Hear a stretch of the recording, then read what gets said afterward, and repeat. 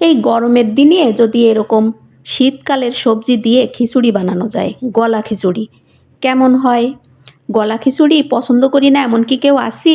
Hello সবাই রে, আবারও চলে আসলাম রেসিপি ভিডিও নিয়ে। আশা করি সবাই ভালো আছেন। আজকে বানাবো গলা খিচুড়ি, তাও আবার ওই যে শীতকালের সবজি দিয়ে। আমার বাড়ির সবার আবদার রাত্রের বেলা ডিনার করব গলা খিচুড়ি দিয়ে, তা আবার ওই যে শীতের সবজি দিয়ে। আমি কিন্তু ভাই এই শীতকালের সবজি সারা বছরের জন্য রেখে দিই। মানে আমার বাড়ির লোকজন যখন যে আবদার আমার কাছে করে আমি কিন্তু সাথে সাথে তাই পূরণ করি। তো ওই যে খিচুড়িটা কিন্তু বসাই দিলাম, চাল ডাল ভালো করে ধুয়ে পরিমাণ করে জল দিয়ে এই যে একবারে চুলোয় বসাই দিলাম। আর এই যে অল্প অল্প করে যে ফেনাটা উঠতেছে এটা আমি এইভাবে করে করে ফেলাই দিচ্ছি। তো চাল ডালটা এখন আর কি ফুটার জন্যই জাল করতে থাকবো।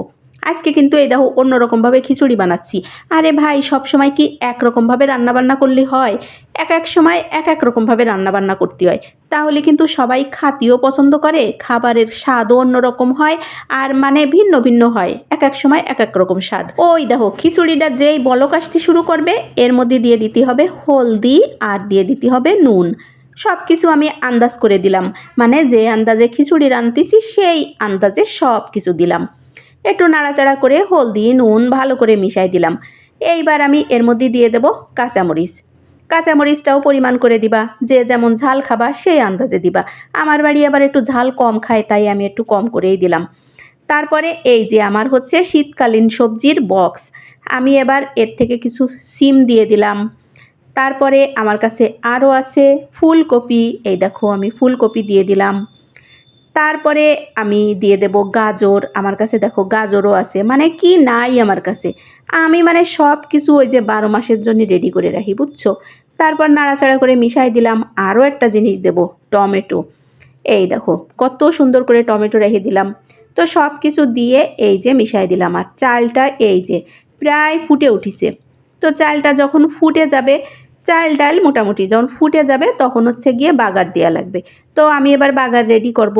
এই যে তেল দিয়ে দিলাম, তেলের মধ্যে দিয়ে দিলাম পাঁচফোড়ন আর তেজপাতা। পাঁচফোড়ন আর তেজপাতা একটু নাড়াচাড়া করে নিতে হবে ঘিরান আসা পর্যন্ত।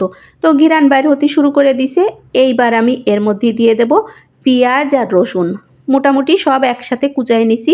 রসুন পেঁয়াজ প্রায় 1 কাপের মতো দিলাম। আর এই রকম লাল লাল করে ভেজে নিলাম। এইবার হচ্ছে গিয়ে এইটা দিয়ে দেব ওই যে খিচুড়ির মধ্যে। আমি কিন্তু এই গলা খিচুড়ি বা ল্যাটকা খিচুড়ি যখন বানাই এইভাবেই কিন্তু বাগারটা দিই। তো এই যে দিয়ে দিলাম বাগার। কি সুন্দর একটা ঘ্রাণ যে বের হয়েছে, সব এই যে ভালো করে মিশাই দিতে হবে। এবার আমার প্রায় কিন্তু হয়ে গেছে রান্নাটা। এবার হচ্ছে গিয়ে ঢাকা দিয়ে রাখতে হবে 4-5 মিনিটের মতো, মানে দমে রেখে দিতে হবে।